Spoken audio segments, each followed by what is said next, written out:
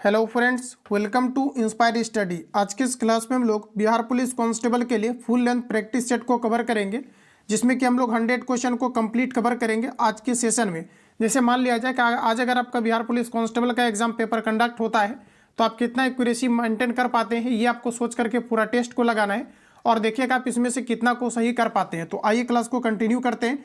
और ये बिल्कुल आपके नए एग्जाम पैटर्न पर आधारित अभी आपका लेटेस्ट आपका प्रिपेयर किया जा रहा है, तो आप पूरा प्रैक्टिस सेट को लगाइए और कितना आपने सही किया है लास्ट में सेशन एंड होने के बाद आप सभी लोगों को कमेंट करके बताना है। आइए क्लास को कंटिन्यू करते हैं। तो फ्रेंड्स, आज का पहला क्वेश्चन है कि पौधों में जड़ से खनिज लवण पौधे के विभिन्न भागों तक कौन पहुंचाता है, ये आपको पूछा जा रहा है। तो आपका राइट आंसर हो जाएगा जाइलम के द्वारा। मुझे लगता है कि 2 से 3 सेकंड में आप सभी लोग जो है सभी क्वेश्चन को बिल्कुल आप अटेम्प्ट ले सकते हैं। तो आपका राइट आंसर बी हो जाएगा। जाइलम के द्वारा जड़ से जितने भी आपका जो है खाद्य पदार्थ का अचीवमेंट होता है, ये सभी जो है पौधों के सभी भागों तक पहुंचाने का काम जाइलम के द्वारा किया जाता है। और ये देखिए यांत्रिक जो सपोर्ट करता है ये आपके जाइलम उत्तक ही आपके करते हैं, ध्यान रखेंगे। और ये 4 प्रकार के जो अलग अलग आपके तत्वों से बना होता है, जिसमें कि आपका ट्रैकिड होता है, वाहिकाएं होता है, जाइलम फाइबर होता है और आपके जाइलम पेरेन्काइमा होता है, जो कि यांत्रिक सपोर्ट भी पौधे को करता है। तो बी ऑप्शन आपका करेक्ट हो जाएगा। अगर दोस्तों हम बात करें फ्लोएम का, तो सूर्य प्रकाश की उपस्थिति के कारण से जितने भी आपके खाद्य पदार्थ की प्राप्ति होती है, ये फ्लोएम के द्वारा बॉडी के सभी अंगों तक पेड़ पौधों में पहुंचाए जाते हैं। फ्लोएम और जो है आपका जाइलम एक प्रकार के आपके जटिल उत्तक के उदाहरण है, तो ध्यान में रखेंगे आप सभी लोग। अगर हम बात करें चालनी नलिकाएं कहाँ पर पाई जाती है, तो ये आपके फ्लोएम के अंतर्गत पाई जाती है। तो इतने पॉइंट यहाँ से आप लोग याद रखेंगे, आपका बी ऑप्शन सही हो जाएगा। चलिए अगला क्वेश्चन देखिए। नेक्स्ट हमारा दिया गया है कि आधुनिक आवर्त सारणी किसने बनाई थी। चलिए 2 से 3 सेकंड में आपको सभी क्वेश्चन को अटेम्प्ट लेना है और पेन पेपर ले करके बैठिए और आप टिक मारते हुए चलिए और देखिएगा आप कितना एक्यूरेसी आप मेंटेन कर पाते हैं। फ्रेंड्स, अगर आप चैनल पर पहली बार विजिट किया है तो चैनल को सब्सक्राइब करके बेल आइकन को प्रेस कर लेना, क्योंकि ज्ञान बिंदु जीएस एकेडमी का लेटेस्ट अब की आपके जो है 5 से 6 दिन के अंतर्गत आपका बुक आ रहा है, जिसको कि यहाँ पर हम लोग कंप्लीट कवर करेंगे और कंप्लीट आपको पीडीएफ भी प्रोवाइड किया जाता है। आंसर आपको टिक करके भी पीडीएफ मिल जाता है, ताकि आप प्रॉपर तरीका से सभी चीज़ों को आप क्लियर कर पाएं। तो देखिए प्रश्न के आधुनिक आवर्त सारणी किसने बनाई थी, ये आपको पर पूछा जा रहा है। तो फ्रेंड्स, आपका राइट आंसर हो जाएगा ये मोसले ने आधुनिक आवर्त सारणी को बनाया था और इन्होंने इस आवर्त सारणी को 1913 में बनाया था। तो सी करेक्ट हो जाएगा, जो कि परमाणु संख्या के बढ़ते क्रम पर आधारित है। आधुनिक आवर्त सारणी में टोटल कितने तत्व हैं, तो आपका टोटल 118 तत्व है, ध्यान रखेंगे आप सभी लोग। तो यहाँ पर जो आपका राइट आंसर हो जाएगा सी आपका करेक्ट है। चलिए अगला क्वेश्चन कहा जा रहा है कि दक्षिण भारत की सबसे ऊंची चोटी कौन सी है। दिया गया ऑप्शन आपको नीलगिरी, अनायमुडी, महेंद्रगिरी, कोंडाना। चलिए आंसर बताएंगे आप लोग। तो आपका सही आंसर हो जाएगा अनायमुडी है, जो कि दक्षिण भारत की सबसे ऊंची चोटी है। तो बी आपका करेक्ट हो जाएगा। अगर दोस्तों हम बात करें ये आपके कहाँ पर है, तो ये आपके जो है पश्चिमी घाट और दक्षिणी भारत में जो है आपका ये आपका स्थित है, जिसकी कि अगर हम लोग लंबाई की बात करें तो ये आपके 2695 मीटर आपकी टोटल लंबाई है। तो राइट आंसर आपका बी हो जाएगा। तो इतने पॉइंट यहाँ से आप लोग याद रखेंगे। चलिए अगला क्वेश्चन है, आग बुझाने के लिए किसका प्रयोग किया जाता है। बिल्कुल आपके नए एग्जाम पैटर्न पर आधारित है। तो आप सभी लोगों से रिक्वेस्ट है 100 क्वेश्चन जब आप एक्यूरेसी आप पूरा मेंटेन कर लेते हैं, यानी कि जब पूरा आप 100 क्वेश्चन को अटेम्प्ट ले लेते हैं, तो सेशन एंड होने के बाद आप सभी लोग कमेंट बॉक्स में अपना अपना स्कोर बताएंगे और देखिए कि आप कितने कैंडिडेट हैं जो कि इसमें आपका जो है लगभग 65 प्लस कर पाते हैं, क्योंकि इसका कटअप मैंने रखा है 65 प्लस। तो देखते हैं आज के सेशन में कितने कैंडिडेट हैं जो कि कटअप को क्रॉस करते हैं। तो कहा जा रहा है कि आग बुझाने के लिए किसका प्रयोग किया जाता है, ये आपको पर बताना है। तो कार्बन डाइऑक्साइड आपका राइट आंसर हो जाएगा। कार्बन डाइऑक्साइड का प्रयोग आग बुझाने के लिए किया जाता है। इसके अलावा कार्बन टेट्राक्लोराइड का भी प्रयोग किया जाता है, जिसका फॉर्मूला आपका CCl4 होता है। तो जो आपका पहला ऑप्शन होगा ये आपके कार्बन डाइऑक्साइड होगा। पानी की बात करें तो एक प्रकार के कंपाउंड से जिसे यौगिक कहा जाता है, और मिट्टी का प्रयोग जो है लेंस बनाने के लिए नहीं किया जाता है। तो आप इन चीज़ों को यहाँ पर याद रखेंगे। अब इसलिए मिट्टी का मैंने चर्चा किया है क्योंकि प्रश्न आपके एग्जाम में पूछा गया है निम्न में से किसका प्रयोग लेंस बनाने के लिए प्रयोग नहीं किया जाता है। तो ऑप्शन में आपको मिट्टी दिया हुआ रहा था। अगला क्वेश्चन है कि शांति के क्षेत्र में 2023 का नोबेल पुरस्कार किसे मिला है। तो देखिए शांति के क्षेत्र में नोबेल पुरस्कार अभी जो है आपका दिया गया है, ये नरगिस मोहम्मदी ईरान को दिया गया है। तो सही आंसर आपका यहाँ पर सी हो जाएगा। चलिए अगला क्वेश्चन देखिए। नेक्स्ट का जा रहा है कि यूरेनियम का अयस्क कौन सा है। Hematite, pitchblende, bauxite, magnetite. Answer बताएंगे आप लोग। राइट आंसर आपका क्या है। तो देखिए फ्रेंड्स, हमारा राइट आंसर हो जाएगा यूरेनियम का अयस्क क्या है, तो आपका यहाँ पर सही आंसर हो जाएगा पिंच ब्लेंड। ध्यान रखेंगे, पूछा जा रहा है कि यूरेनियम जो है, पूछा जा रहा है कि यूरेनियम का एस क्या है, तो आपका राइट आंसर हो जाएगा पिंच ब्लेंड। बी ऑप्शन आपका करेक्ट हो जाएगा। ठीक है, अगर हम बात करें यूरेनियम का, तो देखिए पिंच ब्लेंड जो होता है इसका फॉर्मूला होता है आपका यू आपका O2, तो करेक्ट आंसर आपका बी हो जाएगा। हेमेटाइट की अगर बात करें तो बॉक्साइट कोरंडम क्रायोलाइट होता है, जो कि आपका हेमेटाइट जो होता है ये आपके लोहा के अयस्क होता है। लोहा का जो प्रमुख अयस्क होता है हेमेटाइट, मैग्नेटाइट, लिमोनाइट, सेडेराइट होता है, जबकि लोहा का निष्कर्षण हेमेटाइट अयस्क से किया जाता है, जिसका फॉर्मूला आपका Fe2 आपका O3 होता है।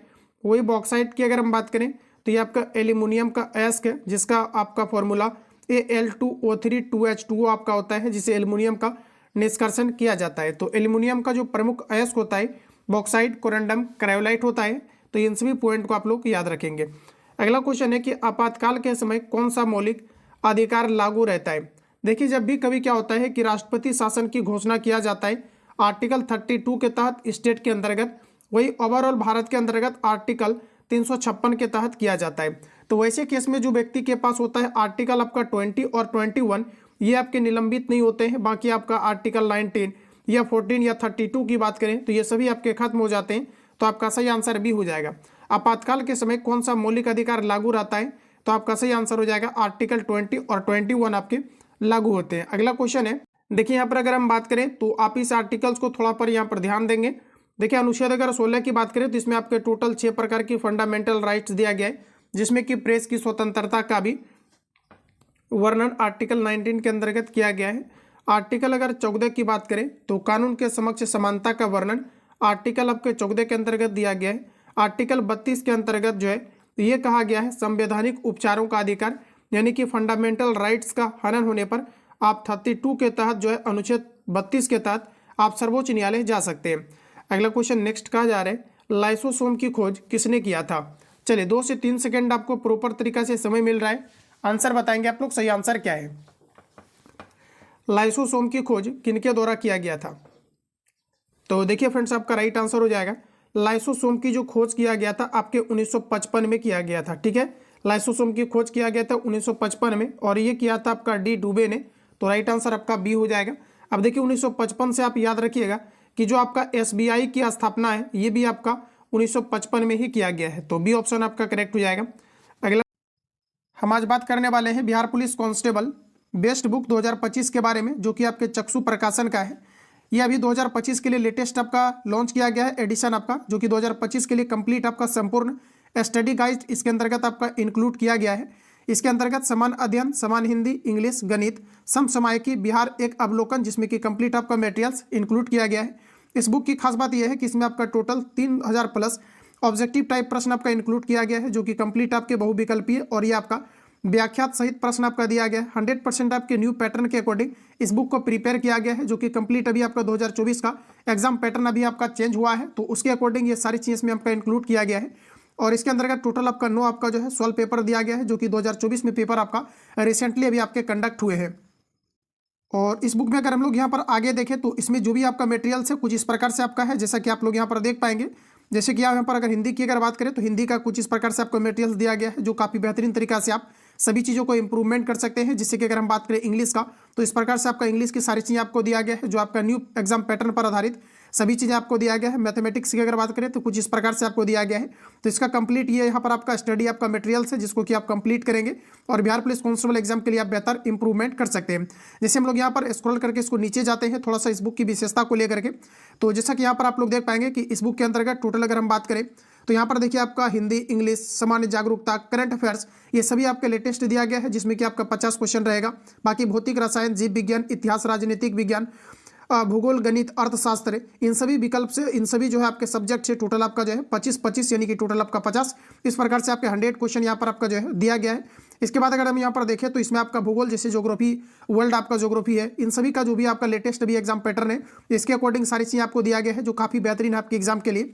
इसके अंतर्गत यहाँ पर बिहार पुलिस कांस्टेबल भर्ती जैसा कि आप देख पाएंगे 11/8/2024 को जो पेपर कंडक्ट हुआ है, इस प्रकार से फिर यहाँ पर आपको सारी चीज़ें आपको मिल जाता है। जैसा कि आप लोग देख पाएंगे, थोड़ा सा मैं यहाँ पर जूम करके आपको दिखा देना चाहता हूँ।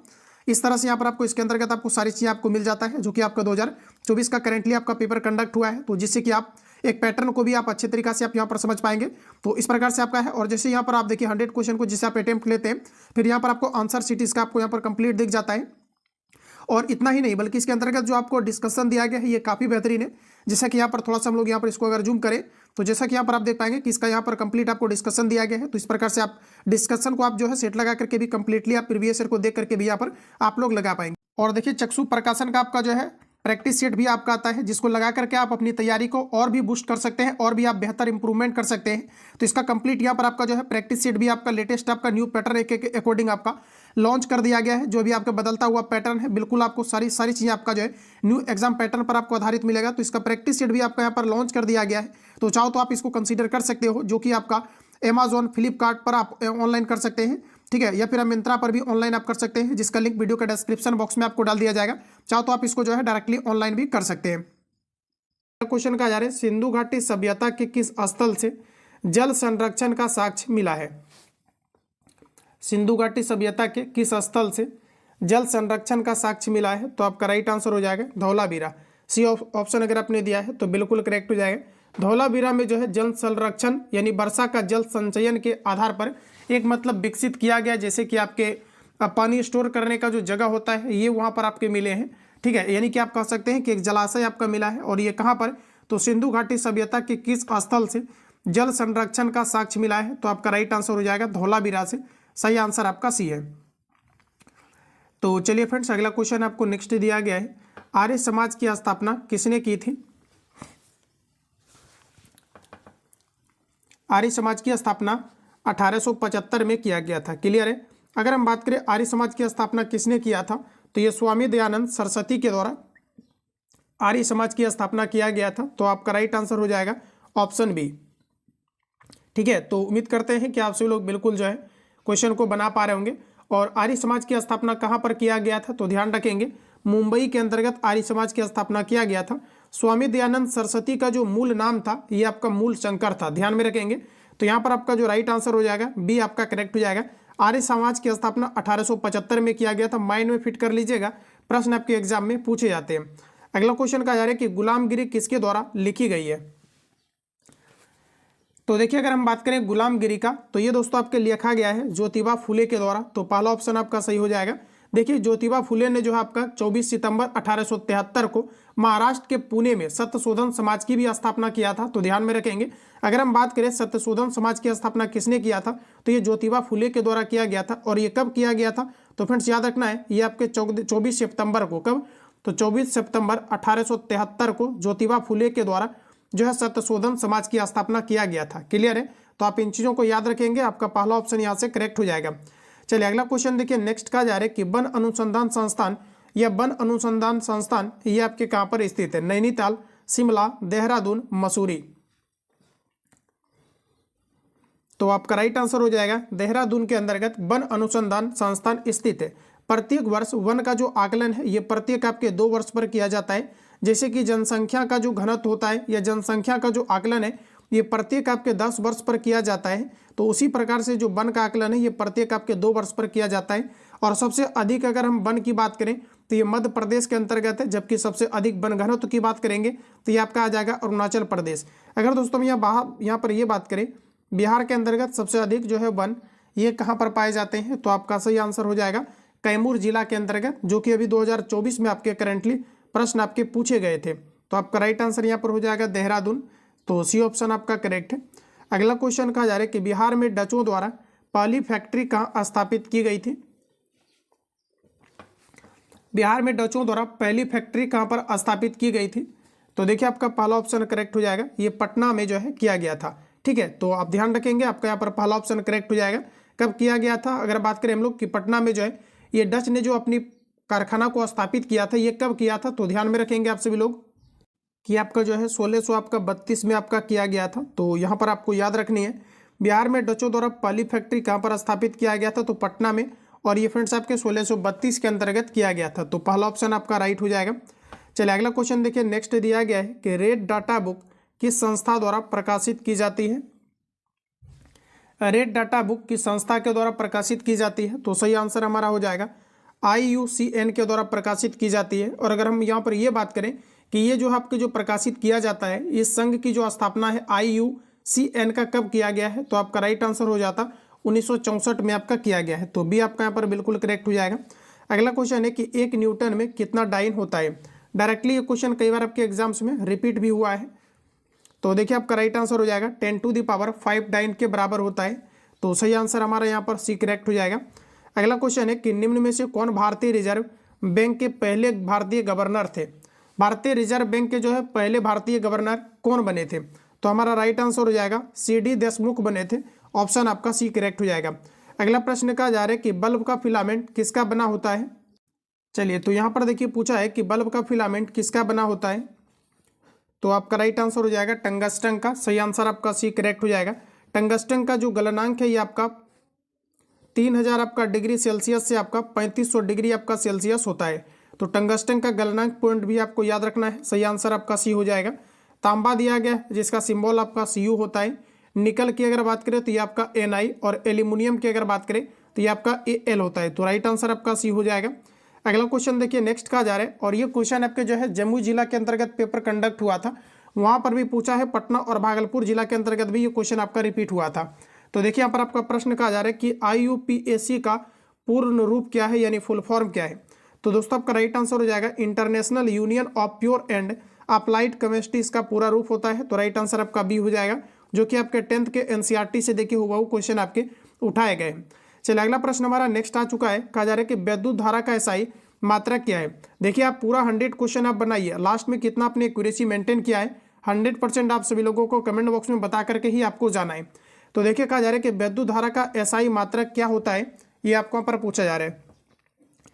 तो देखिए आपका राइट आंसर हो जाएगा ऑप्शन आपका सी, ये आपके एम्पियर होता है। वोल्ट की अगर बात करें विभवांतर का SI मात्रक होता है। वाट जो होता है विद्युत शक्ति का SI मात्रक, और ओम जो है ये प्रतिरोध का SI मात्रक होता है। तो सही आंसर आपका सी हो जाएगा।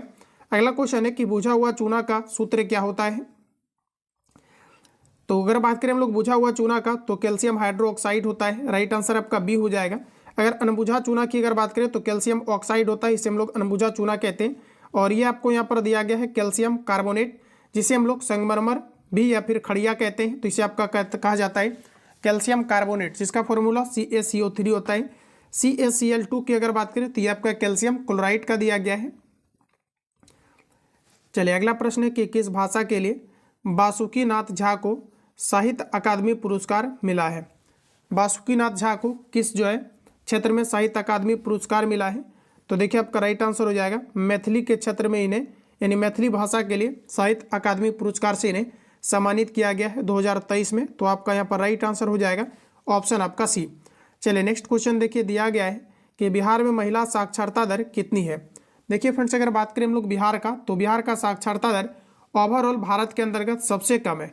और बिहार में देखिए महिला की साक्षरता दर जो है ये आपका 51.5% है 2011 जनगणना के अनुसार। तो यहाँ पर जो आपका सही आंसर हो जाएगा बी ऑप्शन आपका करेक्ट हो जाएगा। और बिहार में देखिए अगर बात करें पुरुष की जो है साक्षरता दर कितनी है, तो याद रखेंगे पुरुष के बारे में अगर पूछा जाता है तो 71.20% बिहार के अंतर्गत जो है पुरुष की साक्षरता दर है। और महिला का कितना है, तो आपका 51.5% है। जबकि अगर हम बात करें भारत की जनगणना 2011 के अनुसार बिहार में टोटल साक्षरता दर कितनी है, तो ये आपका हो जाएगा 61.80%। तो ध्यान में रखेंगे अगर हम बात करें यहाँ पर महिला का तो 51 आपका जो है 5% है। अगर पुरुष की बात करें बिहार में तो आपका 71.20% है। और पूरे अगर भारत में अगर हम बात करें बिहार का ओवरऑल तो ये आपका 61.80% जो है बिहार की साक्षरता दर है। तो आपका राइट आंसर बी हो जाएगा। साक्षरता दर सबसे अधिक की अगर बात करेंगे तो ये आपका हो जाएगा केरल का, और सबसे अगर कम साक्षरता दर की बात करेंगे तो ये आपका आ जाएगा बिहार। तो इस प्रकार से आप सारी चीज़ों को कवर रखेंगे। चलिए अगला क्वेश्चन का जा रहा है कि झंझर कुंड कहाँ स्थित है। झंझर कुंड कहाँ पर है, तो आपका सही आंसर हो जाएगा ये रोहतास बिहार के अंतर्गत है। तो सी आपका सही है। अगला प्रश्न है कि भारत में न्यूनतम जनसंख्या घनत्व वाला जिला कौन सा है। भारत में न्यूनतम जनसंख्या घनत्व वाला जिला ये आपका हो जाएगा दिबांग घाटी, जो कि अरुणाचल प्रदेश के अंतर्गत है। तो सही आंसर आपका सी वाला करेक्ट हो जाएगा। चलिए अगला प्रश्न हमारा कुछ इस प्रकार है, 1943 में आज़ाद हिंद फौज की स्थापना कहाँ किया गया था। चलिए आंसर बताइए आप सभी लोग, राइट आंसर क्या हो जाएगा। देखिए आज़ाद हिंद फौज, या फिर आप ये कह सकते हैं कि जो आपका इंडिया नेशनल आर्मी यानी इंडियन नेशनल आर्मी की स्थापना किया गया था। ये अगर पूछा जाता है किनके द्वारा किया गया था, तो आप सबसे पहले यहाँ पर ये याद रखेंगे कि इसका जो है स्थापना जो किया गया है सुभाष चंद्र बोस के द्वारा किया गया है। सबसे पहले तो आप ये याद रखेंगे कि सुभाष चंद्र बोस ने जो है आज़ाद हिंद फौज की भी स्थापना उन्होंने किया है। इसके अलावा जो है इंडियन नेशनल आर्मी की भी स्थापना जो है ये सुभाष चंद्र बोस के द्वारा 1942 में दोस्तों सिंगापुर के अंतर्गत आपको किया गया था। डेट इंपॉर्टेंट है, याद रखेंगे। तो आप फिर से रिपीट कर रहे हैं इसको क्योंकि प्रश्न आपके एग्जाम में रिपीट किया गया है।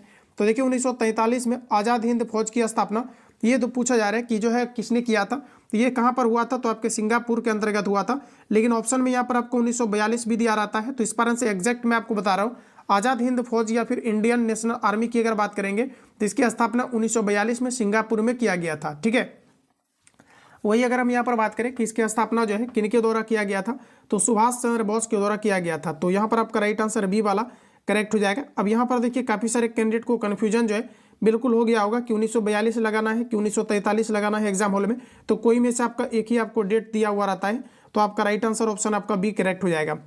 चलिए अगले क्वेश्चन का जा रही कि शेरशाह सूरी का मकबरा कहाँ पर स्थित है। शेरशाह सूरी का मकबरा सासाराम बिहार के अंतर्गत है, तो डी आपका करेक्ट हो जाएगा। चलिए अगला क्वेश्चन देखिए नेक्स्ट का जा रहा है कि जनहित याचिका के भारत में प्रवर्तक कौन थे। जनहित याचिका के भारत में प्रवर्तक कौन थे, तो आपका राइट आंसर हो जाएगा PN भगवती थे, तो आपका सही आंसर बी करेक्ट हो जाएगा।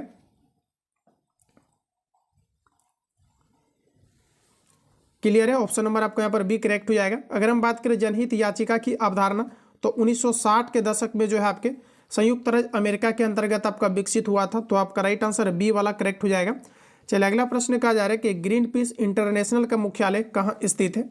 ग्रीन पीस इंटरनेशनल की दोस्तों अगर आप बात करेंगे तो इसकी जो है मुख्यालय ये आपका जो है एम्स्टर्डम जो है आपका एम्स्टर्डम नीदरलैंड के अंतर्गत है। ग्रीन पीस इंटरनेशनल का मुख्यालय कहाँ पर है, तो ये आपके नीदरलैंड के अंतर्गत है, तो बी ऑप्शन आपका करेक्ट हो जाएगा। देखिए अगर हम बात करें ग्रीन पीस का, तो ये आपका स्वतंत्र वैश्विक अभियान नेटवर्क है। ध्यान रखिएगा जो आपके ग्रीन पीस इंटरनेशनल है ये एक प्रकार का जो है स्वतंत्र वैश्विक जो है अभियान एक इंटरनेशनल है, यानी कि नेटवर्क है जिसकी स्थापना 1971 के अंतर्गत आपको किया गया था, तो बी ऑप्शन आपको यहाँ पर करेक्ट हो जाएगा। चलिए अगला प्रश्न हमारा कुछ इस प्रकार से है। प्रश्न पूछा जा रहा है कि fill in the blanks with the complete the correct simile in. देखिए यहाँ पर आपको कहा जा रहा है कि एज हंगरी एज डैश, तो यहाँ पर देखिए आपका राइट आंसर आ जाएगा वोल्फ। सही आंसर आपका सी करेक्ट हो जाएगा, वोल्फ आपका यहाँ पर करेक्ट आंसर होगा। चलिए अगला प्रश्न हमारा कहा जा रहा है कि the adjective connected with sister is dash, तो यहाँ पर देखिए आपका राइट आंसर आपका हो जाएगा सोरल, ऑप्शन आपका बी करेक्ट हो जाएगा। अगला क्वेश्चन दिया गया है सविनय अवज्ञा आंदोलन कब प्रारंभ हुआ था। सविनय अवज्ञा आंदोलन कब प्रारंभ हुआ था, तो आपका राइट आंसर हो जाएगा 1930 में सविनय अवज्ञा आंदोलन प्रारंभ हुआ था, तो बी ऑप्शन आपका यहाँ पर करेक्ट हो जाएगा। सविनय अवज्ञा आंदोलन की शुरुआत महात्मा गांधी के द्वारा किया गया था, तो आपका सही आंसर बी हो जाएगा। चलिए अगला क्वेश्चन देखिए नेक्स्ट हमारा दिया गया है कि चंद्रयान 3 कब लॉन्च किया गया था। चंद्रयान 3 कब लॉन्च किया गया था। चंद्रयान 3 जो है लॉन्च किया गया था आपके 14 जुलाई 2023 को चंद्रयान 3 को लॉन्च किया गया था, तो बी ऑप्शन आपका सही हो जाएगा। अगला क्वेश्चन है कि दर्शन में कौन सा वचन है, एक वचन, बहुवचन, द्विवचन, अनेक वचन। तो दर्शन दोस्तों आपका एक प्रकार का बहुवचन है, राइट आंसर आपका यहाँ पर बी करेक्ट हो जाएगा। अगला क्वेश्चन का जा रहा है कि महापुरुष में कौन सा समास है। समाज से आप जो है 100% आप देख लीजिएगा। समाज का मैंने दोस्तों आपका कंप्लीट जो है मटेरियल्स पैड ग्रुप में डाल दिया है। अगर आप सभी लोग ओनली 99 बैच वाला जो है कंप्लीट मटेरियल्स के साथ नहीं जुड़े हैं तो आप सभी लोग इस नंबर पे कॉल या SMS करके आप इंक्वायरी ले सकते हैं, जिसमें कि कंप्लीट आपको डेली आपको प्रैक्टिस से टेस्ट और जितनी भी पटना में ऑल सेंटर में भी आपके क्लास नोट्स प्रोवाइड किया जा रहे हैं, A to Z आपका प्रोवाइड किया जा रहा है। A to Z जितने भी मार्केट में भी लेटेस्ट आपका बुक लॉन्च की गई है A to Z आपको प्रोवाइड किया जा रहा है। इसकी खास बात यह है पेड बैच में आपका कि पहले आपको प्रैक्टिस सेट आपको मिलेगा, आप सेट को लगा लेंगे, नीचे में आपको आंसर शीट मिल जाता है तो आप उसको मिला लेंगे। उसके जस्ट बाद क्या होता है कि जो आपको प्रैक्टिस सेट मिलता है उसी में फिर आपको आंसर आपको टिक करके PDF मिल जाता है, ताकि जो प्रश्न आपका छूट गया है उसको आप प्रॉपर तरीका से रिवीजन कर पाए। इस प्रकार से क्या है कि कई सारे बुक का एडिशन अभी वहाँ पर कंप्लीट आपको कराए जा रहे हैं और लेटेस्ट अभी ज्ञान बिंदु GS एकेडमी का भी आपके नोट्स आ रहे हैं तो उसको भी कंप्लीट आपको कवर कराए जाएंगे। इसके अलावा जितने भी आपका टॉपिक वाइज न्यू सिलेबस के अकॉर्डिंग यानी न्यू एग्जाम पैटर्न के अकॉर्डिंग आपके जो है टॉपिक वाइज सिलेबस है ये भी आपको कंप्लीट कराए जा रहे हैं, जिसमें कि आंसर आपको टिक करके मिल जा रहा है, ताकि प्रॉपर तरीके से ज़्यादा आप चीज़ों को जो है कवर कर पाए। इससे क्या होगा कि आप बेहतर है कि इंप्रूवमेंट कर पाएंगे। और मॉक टेस्ट के रूप में आपको यूट्यूब पर भी लगाना है, प्रैक्टिस सेट आपको जा करके बैच में लगाना है। तो जो भी छात्र ज्वाइन करना चाहते हैं 7050513705 पे कॉल या SMS करके इंक्वायरी लेंगे। 99 आपसे पेमेंट लेंगे, इसलिए लेते हैं क्योंकि उसमें जो मटेरियल्स ये काफ़ी ज़्यादा आपको प्रोवाइड किया जा रहा है। और ओवरऑल जितने भी अलग अलग संस्थान का क्लास नोट्स है या टारगेट बैच का मटेरियल से A to Z offline online का आपका प्रोवाइड किया जा रहा है। तो इस प्रकार से आपको 99 यहाँ पर लिया जा रहा है। तो जो भी छात्र इच्छुक है फटाफट आप लोग ज्वाइन कर सकते हैं, जिससे कि आप बेहतर इंप्रूवमेंट कर सकते हैं। अगला क्वेश्चन है कि महापुरुष में कौन सा समास है, ये आपको यहाँ पर पूछा जा रहा है। तो देखिए आपका राइट आंसर हो जाएगा कर्मधारय समास। देखिए जिसका पहला पद प्रधान होता है ये आपके कर्मधारय समास कहलाता है। तो राइट आंसर आपका बी हो जाएगा। अगला क्वेश्चन कहा जा रहा है कि fill in the blanks the idioms to let the dash out of the bag with the correct choice. तो यहां पर देखिए जो आपका राइट आंसर हो जाएगा कैट आपका करेक्ट आंसर हो जाएगा। चलिए अगला क्वेश्चन नेक्स्ट का जा रहा है कि अत्याचार का सही संधि विच्छेद क्या है। अत्याचार का सही संधि विच्छेद आपका होता है अति प्लस आचार। अत्याचार राइट आंसर आपका बी हो जाएगा। चलिए नेक्स्ट क्वेश्चन है कि दो वर्णों के मेल को क्या कहते हैं। दो वर्णों के मेल से उत्पन्न होने वाले विकार को संधि कहा जाता है। तो आपका राइट आंसर बी हो जाएगा।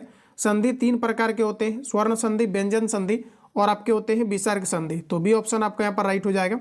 अगला प्रश्न है कि अनुपम मिश्र का जन्म कब और कहाँ हुआ था। तो देखिए फ्रेंड्स अगर हम बात करें अनुपम मिश्र का जन्म कब और कहाँ पर हुआ था, तो देखिए आपका सही आंसर हो जाएगा 1948 में वर्धा महाराष्ट्र के अंतर्गत हुआ था। तो बी ऑप्शन यहाँ पर सही हो जाएगा। अगला क्वेश्चन है कि गुरु नानक का जन्म कहाँ पर हुआ था। चलिए क्वेश्चन बताइए इसका। क्वेश्चन नंबर 39 का आंसर गुरु नानक की अगर जन्म की बात करें तो 1459 में इनका जन्म हुआ था। और ये दोस्तों आपके जो है तलमंडी जो है वर्तमान नाना साहेब ये आपके पाकिस्तान के अंतर्गत आता है। तो सही आंसर आपका बी हो जाएगा। गुरु नानक का जो जन्म है ये आपके 1459 में हुआ था और ये तलमंडी में हुआ था, जो कि वर्तमान में पाकिस्तान के अंतर्गत आता है। चलिए नेक्स्ट क्वेश्चन दिया गया है, कहा जा रहा है कि ड्रोन्स इज ये कहा जा रहा है कि male gender Tor.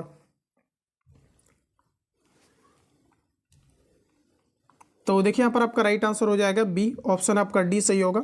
Gautam Buddha को ज्ञान प्राप्त कहाँ हुआ था। सारनाथ, कुशीनगर, लुम्बिनी, बोधगया। तो हमारा देखिए राइट आंसर हो जाएगा गौतम बुद्ध को ज्ञान की प्राप्ति हुआ था बिहार के अंतर्गत बोधगया में। तो डी ऑप्शन आपका करेक्ट हो जाएगा। गौतम बुद्ध की अगर दोस्तों हम बात करें जन्म का तो 563 ईसा पूर्व गौतम बुद्ध का आपका जन्म हुआ था। और इन्होंने पहला जो उपदेश दिया था ये आपका दिया था सारनाथ में। इनका जन्म कहाँ पर हुआ था, तो लुम्बिनी नेपाल के अंतर्गत इसका जन्म हुआ था। तो आपका राइट आंसर डी करेक्ट हो जाएगा। चलिए अगला प्रश्न देखिए नेक्स्ट दिया गया है कि बिहार का सिल्क सिटी किसे कहा जाता है। आप सभी लोग जिसका भी 65+ इसमें स्कोर आ रहा है तो आप सभी लोग कमेंट करके जरूर बताइएगा। और 70+ वाले तो बिल्कुल आप सेफ जोन में हैं 100%। अगला कहा जा रहा है कि बिहार का सिल्क सिटी किसे कहा जाता है। तो देखिए भागलपुर को कहा जाता है, सी ऑप्शन करेक्ट हो जाएगा। भागलपुर के अंतर्गत आम का भी उत्पादन बिहार में सबसे अधिक किया जाता है। इसके अलावा अगर पटना की बात करें तो कोई खास नहीं है, गया कोई खास नहीं है। मुजफ्फरपुर की अगर बात करें तो यहाँ पर लीची का उत्पादन सबसे अधिक आपके किया जाता है। इसके अलावा मखाना का उत्पादन भी बिहार के अंतर्गत अधिकतम की जाती है। अगला प्रश्न कहा जा रहा है कि 22 जनवरी 1905 को कौन सी घटना हुई थी। 22 जनवरी 1905 को कौन सी घटनाएं हुई थी ये आपको पर बतानी है। आपका राइट आंसर हो जाएगा खूनी रविवार के रूप में 22 जनवरी 1950 को जानी जाती है। तो सही आंसर आपका सी वाला करेक्ट हो जाएगा। अगला प्रश्न दिया गया है कि जजिया कर किसने लागू किया था। अकबर, औरंगजेब, मोहम्मद बिन कासिम, बाबर। तो फ्रेंड्स आपका सही आंसर हो जाएगा औरंगजेब ने। राइट आंसर आपका बी हो जाएगा। जजिया कर को किसने लागू किया था, तो औरंगजेब के द्वारा जजिया कर को लागू किया गया था। तो राइट आंसर आपका यहाँ पर बी करेक्ट हो जाएगा। देखिए याद रखिएगा 1664 ईस्वी में अगर हम बात करें यहाँ पर सबसे पहले ये कि भारत में जो मोहम्मद बिन कासिम हैं इन्होंने 1700 यानी 712 ईसा पूर्व में जो है पहली बार गैर मुसलमानों पर इन्होंने जजिया कर लगाया था। ध्यान में रखिएगा कि जो आपके जजिया कर लगाया था ये औरंगजेब ने लगाया था। लेकिन अगर हम ये बात करें कि जो मोहम्मद बिन कासिम है इन्होंने 1712 में, ध्यान रखिए 712 में, ठीक है 712 ईस्वी जो है पूर्व में इन्होंने पहली बार गैर मुसलमानों पर जजिया कर लगाया था।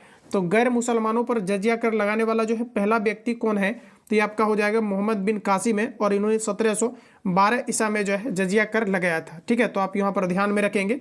जबकि अगर हम बात करें तो 1664 ईसा पूर्व में जो है यानी 1664 ईसा में मुगल शासक जो अकबर थे, इन्होंने जजिया कर को समाप्त कर दिया था। तो आपको अगर ये पूछेगा कि जजिया कर को किसने समाप्त कर दिया था, तो 1664 में जो है आपके अकबर ने जजिया कर को समाप्त कर दिया था। तो आप इन चीज़ों को भी याद रखेंगे, तो आपका राइट आंसर बी करेक्ट हो जाएगा।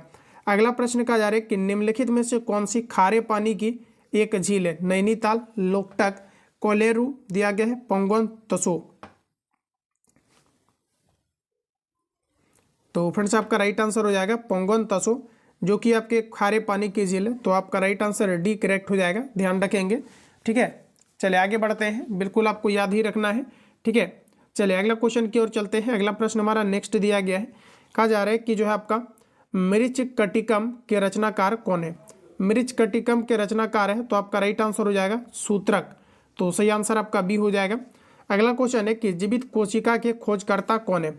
देखिए, कोशिका की खोज जो है सबसे पहले किया गया था ल्यूमेन हॉक के द्वारा, और इन्होंने जो है आपके कॉर्क के अंतर्गत कोशिका की खोज किया था। जबकि प्रश्न हमारा कहा जा रहा है कि जीवित कोशिका की खोज किसने किया था? तो आपका राइट आंसर हो जाएगा, सॉरी, देखिए जीवित जो पहले मृत कोशिका की जो खोज किया गया था, ये रॉबर्ट हुक ने किया था मृत कोशिका का खोज।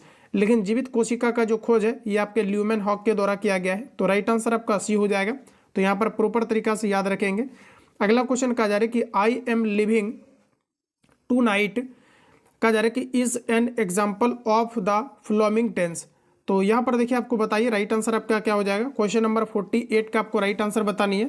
तो यहाँ पर दोस्तों आपका राइट आंसर हो जाएगा ऑप्शन नंबर आपका सी, प्रेजेंट कंटिन्यूअस टेंस होगा। क्योंकि देखिए प्रेजेंट जो परफेक्ट या प्रेजेंट कंटिन्यूअस टेंस होते हैं इसमें आपके इज एम आर नहीं लगते हैं। तो आई एम यहाँ पर सॉरी यहाँ पर आई एम लिविंग दिया गया है, तो ये आपके प्रेजेंट कंटिन्यूअस टेंस होगा। देखिए कंटिन्यूअस जो टेंस होता है इसके भर में आपके आई एन जी आपका लग जाता है, तो ये आपके प्रेजेंट जो है आपके कंटिन्यूअस टेंस के अंतर्गत आता है। तो सही आंसर आपका सी हो जाएगा। तो यहाँ पर देखिए आप वर्ब से ही इसको डायरेक्टली आप पकड़ सकते हैं। तो राइट आंसर आपका सी वाला करेक्ट हो जाएगा। अगला क्वेश्चन का जा रहा है कि यदि x plus y equal to 10, y plus z equal to 19 और z plus x equal to 21 है, तो z का मान क्या होगा? ये आपको यहाँ पर पूछा रहे। इस क्वेश्चन को हम सॉल्व नहीं करेंगे, आप इसको डायरेक्टली सॉल्व करेंगे। देखिए सिंपल है, यहाँ पर जैसे आप x प्लस वाई यानी लेफ्ट प्लस आपको राइट करना है। जब आप लेफ्ट प्लस राइट करेंगे तो सब में देखिए डबल आपका x आ जाएगा, दो गो। तो यहाँ पर आपका क्या हो जाएगा 2x प्लस 2y, उसी प्रकार से आपका 2z हो जाएगा। और यहाँ पर देखिए दो को अगर कॉमन ले लेंगे तो दो आपका बाहर आ जाएगा कंप्लीटली आपका। तो यहाँ पर आपका बचेगा 2 into x plus y plus आपका z। अब देखिए राइट साइड वाला काउंट कर लीजिए, तो 19 में 21 को जोड़ लीजिए तो आपका हो जाएगा 40 और 10 आपका 50। तो इस प्रकार से आपका 50 हो गया। दो से इसको कैंसिल आउट करेंगे तो ये आपके 25 पार में कटेगा। तो यहाँ पर आपका आ जाएगा x plus y plus z equal to आपका 25 आ जाएगा। अब फ्रेंड्स आपको पूछा है यहाँ पर z का मान, तो आप x प्लस वाई का अगर मान रखिएगा यहाँ पर आप 10, तो ये आपका उस पर जाकर के घटेगा तो आपका z का निकल जाएगा। और उधर 25 में जाकर के अगर 10 को माइनस करेंगे तो ये आपका राइट आंसर आएगा 15। मैंने कंप्लीटली ना कर जो है ना बोल के भी सॉल्व कर दिया है।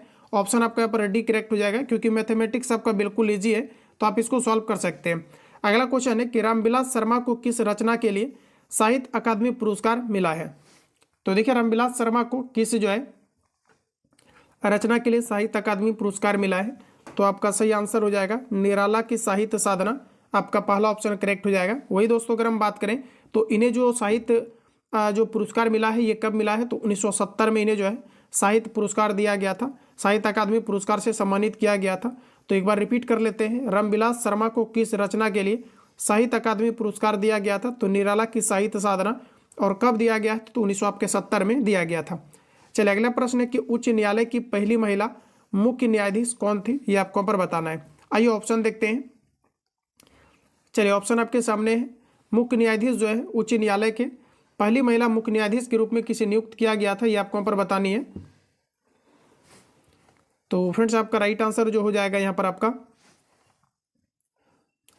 राइट आंसर हो जाएगा नीला सेठ जो है उच्च न्यायालय के पहले महिला जो है आपका पहले महिला के रूप में इन्हें जो है नियुक्त किया गया था। उच्च न्यायालय की पहली महिला मुख्य न्यायाधीश कौन बनी थी? उच्च न्यायालय की पहली महिला मुख्य न्यायाधीश के रूप में आपका नीला सेठ बनी थी। तो आपका यहाँ पर सही आंसर बी करेक्ट हो जाएगा।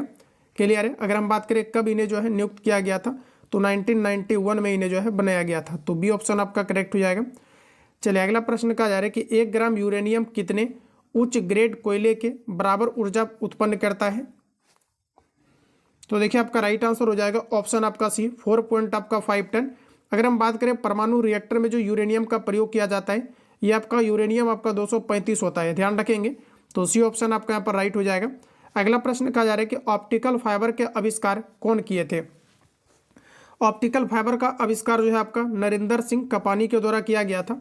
ऑप्टिकल जो फाइबर है ये पूर्ण आंतरिक परावर्तन के सिद्धांत पर कार्य करता है और इसमें देखिए कम्युनिकेशन को भी छोड़ा जाता है, तो राइट आंसर आपका बी करेक्ट हो जाएगा। अगला प्रश्न हमारा नेक्स्ट का जा रहा है कि वनस्पति विज्ञान पौधे से संबंधित है, तो पूछा जा रहा है कि कीट विज्ञान किससे संबंधित होगा। तो देखिए जो वनस्पति विज्ञान है ये पौधे से संबंधित है, तो कीट विज्ञान किससे संबंधित होगा, तो ये आपका सही आंसर हो जाएगा कीट से। पहला ऑप्शन आपका करेक्ट है। नेक्स्ट क्वेश्चन है वर्मी कंपोस्ट क्या है, ये आपको यहाँ पर बताना है। चलिए आंसर करेंगे आप लोग। राइट आंसर आपका क्या है, तो देखिए वर्मी कंपोस्ट जो है आपका ये आपका जैविक उर्वरक है, तो बी ऑप्शन आपका सही हो जाएगा। चलिए अगला क्वेश्चन का जा रहा है कि एक घोल में 450 ग्राम पानी और 50 ग्राम सामान्य नमक है, तो घोल की सांद्रता क्या होगी, ये आपको हम पर बतानी है। देखिए इजी क्वेश्चन है, केमिस्ट्री का आपका नोमेरिकल है, आप इसको चाहो तो सॉल्व कर सकते हैं। देखिए एक घोल में जो है आपका 450 ग्राम पानी है और इसमें जो है 50 ग्राम नमक है। अगर हम इस पूरे घोल को देखें तो टोटल जो इसमें आपका मात्रा हो जाएगा ये आपके 500 ग्राम हो जाएगा, क्योंकि 450 और 5 तो टोटल आपके 500 हो जाएगा। अब इसमें पूछा है कि घोल की सांद्रता क्या होगी, यानी कि आपको 50 के रिस्पेक्ट में आपको निकालना है। परसेंटेज के लिए 100 से मल्टीप्लाई करेंगे, 00 से 00 कैंसिल आउट होगा, 5 से इसको काटेंगे तो ये आपके 10 में, यानी कि आपका राइट आंसर आ जाएगा 10%, जो कि ऑप्शन आपको बी में दिया गया है। अगला क्वेश्चन है कहा जा रहा है कि 276 और x का औसत 5 है और फिर कहा जा रहा है कि 18 6 x और y का औसत 10 है, तो y का मान क्या होगा, ये आपको यहाँ पर बताना है। देखिए फ्रेंड्स सबसे पहले आपको यहाँ पर ये करना है, इसका पहले आप औसत देखिए यहाँ पर आपको दिया गया है 5, तो आप यहाँ पर ये करेंगे कि 2 + 7 + 6 + x और यहाँ पर औसत इसका ऑलरेडी 5 दिया गया है और यहाँ पर देखिए आपका जो संख्या है ये टोटल कितना है, तो आपका 4 है, तो नीचे में 4 रखेंगे। इसका एवरेज आपको 5 दिया गया, इसको आप सॉल्व कीजिए। जैसे इसका यहाँ पर सॉल्व करेंगे तो इसका यहाँ पर x का वैल्यू निकल जाएगा, फिर आप इसको यहाँ पर कंप्लीट सॉल्व कीजिएगा तो यहाँ पर x + y के फॉर्म में आएगा। क्यों, क्योंकि यहाँ पर x भी है और आपका y भी है। अब पूछा क्या है y का मान, तो x का जो ऑलरेडी यहाँ से आपका वैल्यू निकलेगा इसके वाले इक्वेशन में पुट कर दीजिएगा, तो इसका सही आंसर आपका आ जाएगा।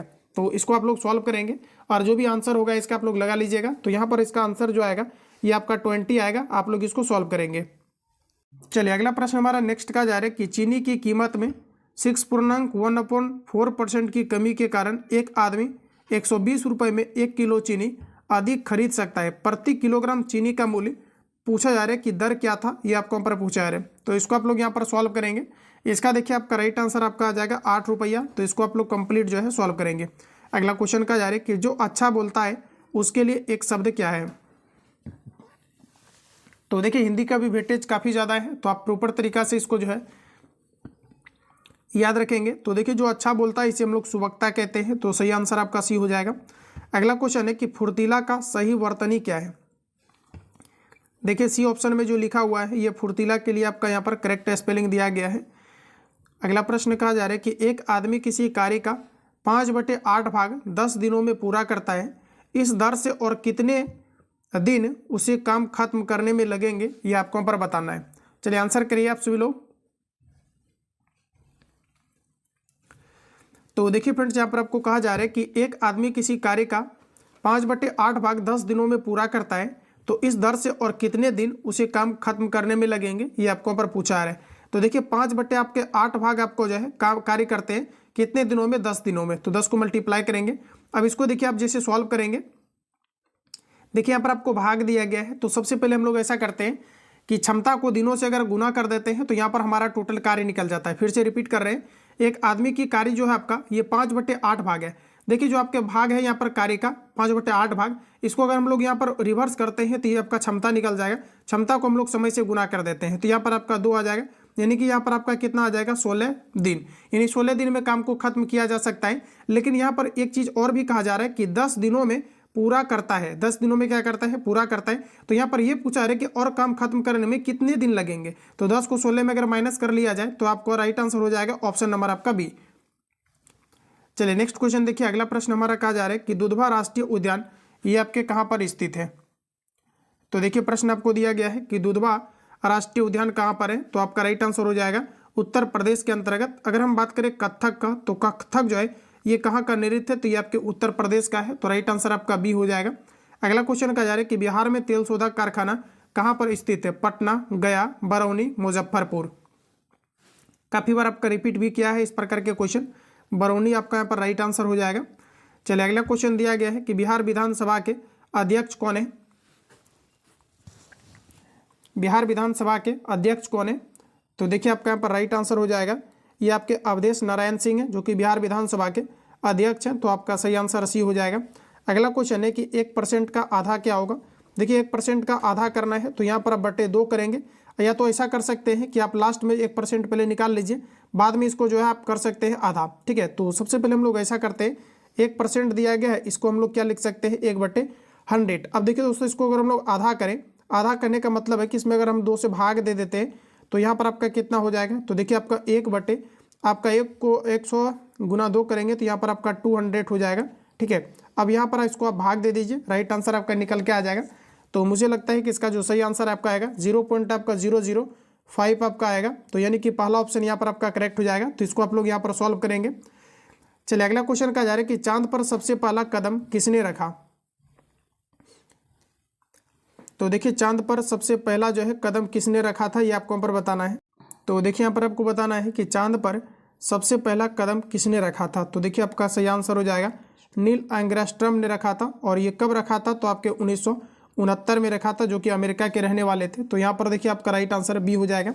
अगर आपको एग्जैक्ट पूछा जाता है कि नील आर्मस्ट्रांग जो है ये सबसे पहले तो कदम रखे, लेकिन अगर ये पूछा जाता है एग्जैक्ट डेट आपको, तो ध्यान में रखेंगे ये आपके 21 जुलाई 1969 को। तो राइट आंसर आपको यहाँ पर बी करेक्ट हो जाएगा। चलिए अगला क्वेश्चन, और अगर दोस्तों पूछा जाता है कि ये किस जो है आपके यान से गए थे, तो आप ध्यान में रखेंगे ये आपके जो है अपोलो 11 से गए थे। ध्यान में रखेंगे अपोलो 11 से गए थे। राइट आंसर आपका बी हो जाएगा। अगला क्वेश्चन है कि निर्वात में ध्वनि की गति कितनी होती है? निर्वात में ध्वनि की गति कितनी होती है? तो निर्वात में ध्वनि की गति 0 होती है, क्योंकि ध्वनि संचरण के लिए माध्यम की आवश्यकता होती है। तो यहाँ पर आपका राइट आंसर बी हो जाएगा। और ध्वनि सबसे अधिक तेज यात्रा जो है ये आपके ठोस में करती है। तो सही आंसर आपका बी हो जाएगा। चलिए अगला प्रश्न हमारा कहा जा रहा है कि सेबी के वर्तमान अध्यक्ष कौन है? तो देखिए सेबी की अगर हम बात करें तो इसका फुल फॉर्म होता है security exchange board of India, जिसकी हेडक्वार्टर की बात करें तो मुंबई में है। और यहाँ पर पूछा जा रहा है कि सेबी के वर्तमान अध्यक्ष कौन है? तो यहाँ पर देखिए आपका जो राइट आंसर हो जाएगा ऑप्शन आपका बी करेक्ट हो जाएगा, माधवीपुरी बुच। तो बी ऑप्शन आपका यहाँ पर राइट हो जाएगा। अगला क्वेश्चन हमारा नेक्स्ट का जा रहा है कि गुलामगिरी किस भाषा में लिखी गई है? बताइए आप लोग राइट आंसर क्या है? गुलामगिरी किस भाषा में लिखा गया है? और एक चीज़ याद रखेंगे कि सेबी की जो स्थापना दोस्तों आपका किया गया है, कब किया गया है? तो ध्यान रखेंगे 12 जुलाई 1988 में सेबी की स्थापना किया गया है। और ये व्यापार की एक तरह से बोल सकते हैं कि आपके जो है संस्था टाइप की काम करती है। आपका राइट आंसर है यहाँ पर जो है आपका नेक्स्ट क्वेश्चन चलिए आ चुका है। अगला प्रश्न है कि गुलामगिरी किस भाषा में लिखी गई है? गुलामगिरी की अगर बात करें तो ये आपके मराठी भाषा में लिखा गया है। तो सही आंसर आपका यहाँ पर सी करेक्ट हो जाएगा। ठीक है, गुलामगिरी किस भाषा में लिखा गया है? तो आपका राइट आंसर हो जाएगा मराठी भाषा में लिखा गया है। सी ऑप्शन अगर आपने लगाया है तो बिल्कुल आपका करेक्ट हो जाएगा। चलिए अगला क्वेश्चन नेक्स्ट का जा रहा है कि जट जटिन किस राज्य का लोक नृत्य है? राजस्थान, पंजाब, बिहार, हरियाणा। तो आपका सही आंसर हो जाएगा बिहार का लोक नृत्य। अगला प्रश्न का जा रहा है कि हिरोशिमा पर कब बम गिराया गया था? देखिए साथियों, अगर बात करें हिरोशिमा का, तो हिरोशिमा पर बम गिराया गया था ये आपके 6 अगस्त 1945 को। हिरोशिमा पर जो बम गिराया गया था इसका नाम था आपका लिटिल बॉय। ध्यान में रखेंगे लिटिल बॉय।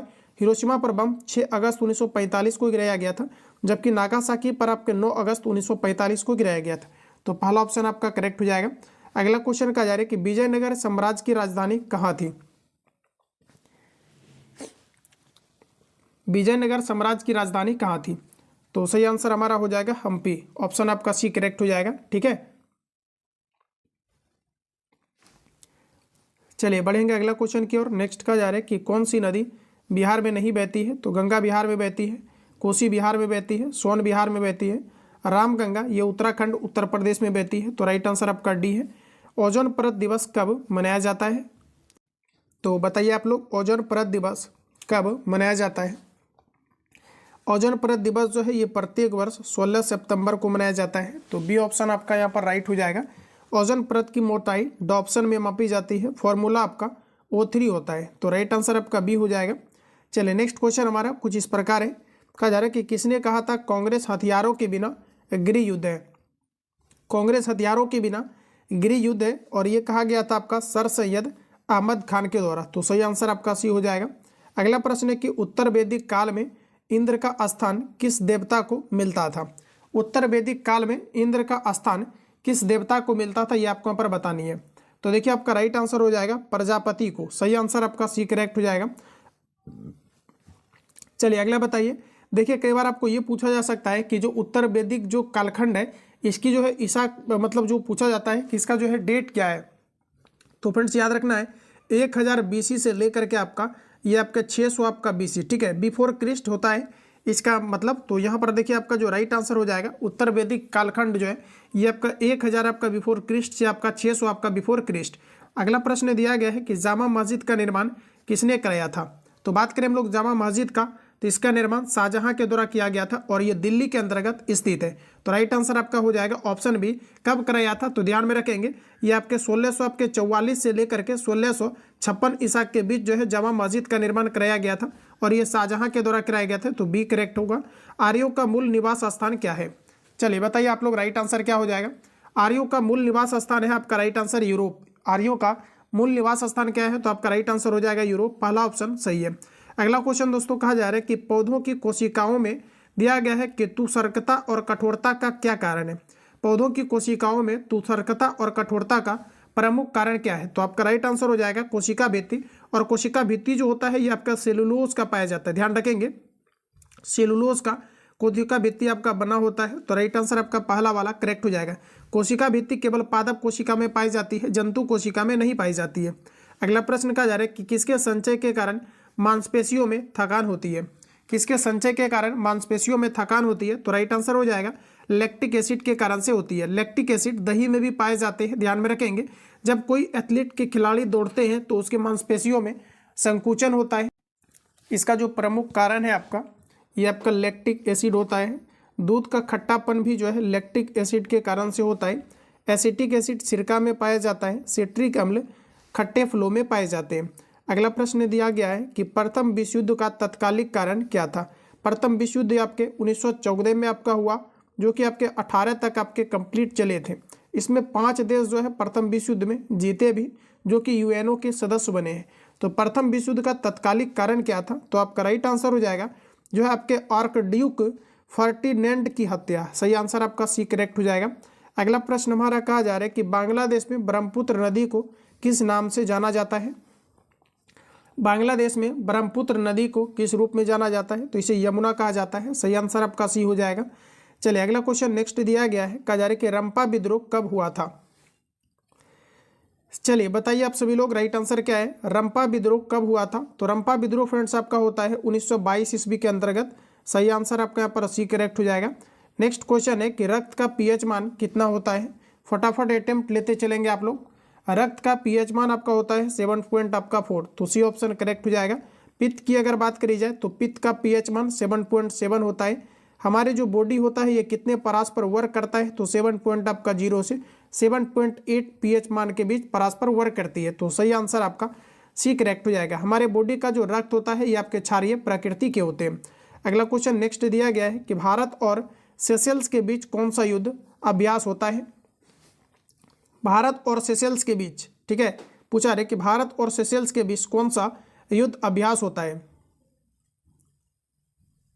तो फ्रेंड्स आपका राइट आंसर हो जाएगा लामितीय। ऑप्शन नंबर आपका बी सही है। अगला प्रश्न कहा जा रहा है कि मोहनजोदड़ो का शाब्दिक अर्थ क्या होता है। ये सभी क्वेश्चन 2024 में भी मैंने आपको कवर कराया था। आपका राइट आंसर हो जाएगा मृतकों का टीला। सही आंसर आपका सी है। अगला क्वेश्चन है कि मधुमक्खी के डंक में कौन सा एसिड होता है। मधुमक्खी बात करें या फिर हम लोग चींटी की बात करें तो इसमें आपके फॉर्मिक एसिड पाए जाते हैं, या तो ऑप्शन में आपको मेथेनोइक एसिड भी दिया रह सकता है। तो राइट आंसर आपका बी हो जाएगा।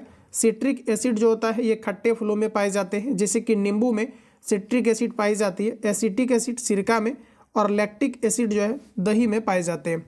अगला प्रश्न दिया गया है कि सेरीकल्चर का संबंध किससे है। रेशम कीट पालन से, मछली पालन से, कृषि से, मुर्गी पालन से। तो आपका राइट आंसर होगा रेशम कीट पालन से सेरीकल्चर आपके संबंधित है। अगला प्रश्न है कागज उद्योग से बिहार की कौन सी नदी प्रदूषित हो रही है। तो फ्रेंड्स आपका राइट आंसर हो जाएगा गंगा नदी। जो कि भारत की सबसे लंबी नदी है। भारत की सबसे लंबी नदी गंगा नदी है, जिसकी लंबाई 2525 आपके किलोमीटर है। तो आपका राइट आंसर सी हो जाएगा। बिहार के अंतर्गत टोटल 12 जिला है जो कि गंगा नदी के साथ सीमा को साझा करती है। अगला प्रश्न है कि संविधान बनाने में कितना समय लगा था। संविधान बनाने में टोटल कितना समय लगा था? तो 2 वर्ष 11 माह 18 दिनों का समय लगा था। सही आंसर बी हो जाएगा। अगला क्वेश्चन कुछ इस प्रकार है, गणतंत्र दिवस 2024 के मुख्य अतिथि कौन थे?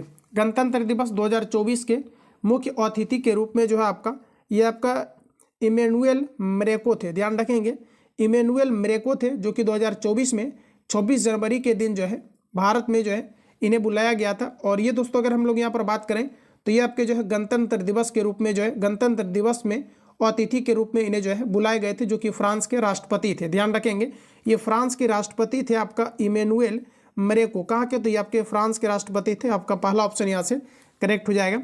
चलिए अगला क्वेश्चन देखिए, नेक्स्ट दिया गया है, कहा जा रहा है कि ब्लैक फुट किसके कारण होता है? चलिए देखिए ना, पूछा गया है ब्लैक फुट किसके कारण से होता है। ब्लैक फुट का प्रमुख कारण है आपके आर्सेनिक। पहला ऑप्शन आपका राइट हो जाएगा, ब्लैक फुट आर्सेनिक के कारण से होता है। तो सही आंसर आपका 1 हो जाएगा। अगला क्वेश्चन है कि नीति आयोग का सीईओ कौन है? नीति आयोग के सीईओ कौन है? तो आपका राइट आंसर हो जाएगा ऑप्शन बी आर आपका सुब्रमण्यम। सही आंसर आपका बी करेक्ट हो जाएगा।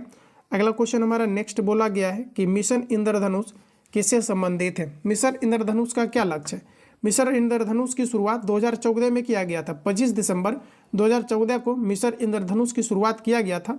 और ये दोस्तों आपके परिवार कल्याण मंत्रालय के द्वारा, स्वास्थ्य और परिवार कल्याण मंत्रालय के द्वारा किया गया था। अगर हम यहाँ पर बात करें मिशन इंद्रधनुष का, तो इसका मुख्य लक्ष्य बच्चों का टीकाकरण। तो सही आंसर आपका सी हो जाएगा। अगला प्रश्न कहा जा रहा है कि भारत का पहला जैव मंडल संरक्षित क्षेत्र कौन सा है? भारत का पहला जैव मंडल संरक्षित क्षेत्र है नीलगिरी। तो राइट आंसर आपका बी हो जाएगा। नीलगिरी बायोस्फीयर रिजर्व 1986 में स्थापित भारत का प्रथम बायोस्फीयर रिजर्व बना था। तो ध्यान रखेंगे, नीलगिरी भारत का प्रथम बायोस्फीयर रिजर्व बना था। और ये कब बना था? तो 1986 में बना था। तो सही आंसर आपका बी हो जाएगा। अगला प्रश्न है कि 6ठी अनुसूची किन राज्यों से संबंधित है? माइंड में आप इस प्रश्न को ठोक ही लीजिए, क्योंकि यहाँ से आपके प्रश्न रिपीट किया जा रहा है। तो देखिए, 6ठी अनुसूची के अंतर्गत आपका कौन कौन सा राज्य संबंधित है? तो असम, मेघालय, मिजोरम, त्रिपुरा। असम, मेघालय, मिजोरम, त्रिपुरा। असम, मेघालय, मिजोरम, त्रिपुरा, जो कि 6ठी अनुसूची के अंतर्गत आते हैं। अगला क्वेश्चन देखते हैं। नेक्स्ट क्वेश्चन हमारा कुछ इस प्रकार है, लोकसभा के सदस्य बनने का न्यूनतम आयु क्या है? क्वेश्चन नंबर 97 शतक के काफी करीब आ चुके हैं। लोकसभा के सदस्य बनने के लिए न्यूनतम आयु सीमा क्या है? 25 ईयर्स है। तो बी आपका सही है। अगला प्रश्न है कि भीमराव अंबेडकर को भारत रत्न कब मिला था? बताइएगा आप लोग, राइट आंसर क्या है? डॉक्टर भीमराव अंबेडकर को भारत रत्न से कब सम्मानित किया गया था? दोस्तों अगर हम सबसे पहले यहाँ पर ये बात करें हम लोग डॉक्टर भीमराव अंबेडकर की, तो डॉक्टर भीमराव अंबेडकर को प्रारूप समिति का अध्यक्ष भी बनाए गए थे। अच्छा, कब बनाए गए थे प्रारूप समिति के अध्यक्ष की अगर हम बात करें तो 29 अगस्त को, ध्यान रखिएगा, 29 अगस्त 1947 को डॉक्टर भीमराव अंबेडकर को प्रारूप समिति के अध्यक्ष भी बनाए गए थे। स्वतंत्रता के बाद 1947 में उन्हें नेहरू की प्रथम कैबिनेट में कानून और न्याय मंत्री के रूप में भी नियुक्त किया गया था। कब? 1947 में। वही अगर हम बात करें कि डॉक्टर भीमराव अंबेडकर को भारत रत्न से कब सम्मानित किया गया था? 1990 में किया गया था। और इन्हें मरणोपरांत भारत रत्न से सम्मानित की गई थी। तो यहाँ पर जो आपका सही आंसर होगा, चलिए ऑप्शन देख लेते हैं आगे क्या क्या आपको दिया गया है। तो आपका यहाँ पर राइट आंसर जो हो जाएगा 1990 आपका करेक्ट हो जाएगा। अगला कहा जा रहा है कि कालबेलिया किस राज्य का लोक नृत्य है? ये आपको यहाँ पर बतानी है। तो बात करें हम लोग कालबेलिया का, तो कालबेलिया कहाँ का है? तो आपका राइट आंसर हो जाएगा राजस्थान का है। तो पहला ऑप्शन यहाँ से आपका राइट हो जाएगा। चलिए बढ़िया, अगला क्वेश्चन की और नेक्स्ट हमारा दिया गया है कि निकट दृष्टि दोष के लिए कौन सा लेंस का उपयोग किया जाता है? निकट दृष्टि दोष के लिए किस प्रकार के लेंस का प्रयोग की जाती है? तो आपका राइट आंसर हो जाएगा अवतल लेंस का प्रयोग किया जाता है। जबकि दूरदृष्टि दोष के लिए आपके उत्तल लेंस का प्रयोग किया जाता है। तो आपका राइट आंसर बी हो जाएगा। और अगर हम यहाँ पर बात करें प्रिज्म का, तो प्रिज्म का प्रयोग किया जाता है स्पेक्ट्रम को प्राप्त करने के लिए, जिसमें कि श्वेत प्रकाश के अभी 7 रंगों में विभक्त हो जाता है, जिसे स्पेक्ट्रम या वर्णपट कहा जाता है। सिलिंड्रिकल की अगर बात करें तो इसमें आपका जो है बायोफोकल लेंस का प्रयोग की जाती है। तो बी ऑप्शन आपका करेक्ट हो जाएगा। तो मिलते हैं हम लोग नेक्स्ट सेशन में। अगर आप चैनल पर पहली बार आए हैं तो सब्सक्राइब करके बेल आइकन को प्रेस कर लेना। अगर आप पेड बैच के अंतर्गत ज्वाइन नहीं किया है तो 7050513705 पे कॉल या SMS करके आप इंक्वायरी लेंगे। मिलते हैं नेक्स्ट क्लास में, तब तक के लिए जय हिंद, बेस्ट ऑफ लक।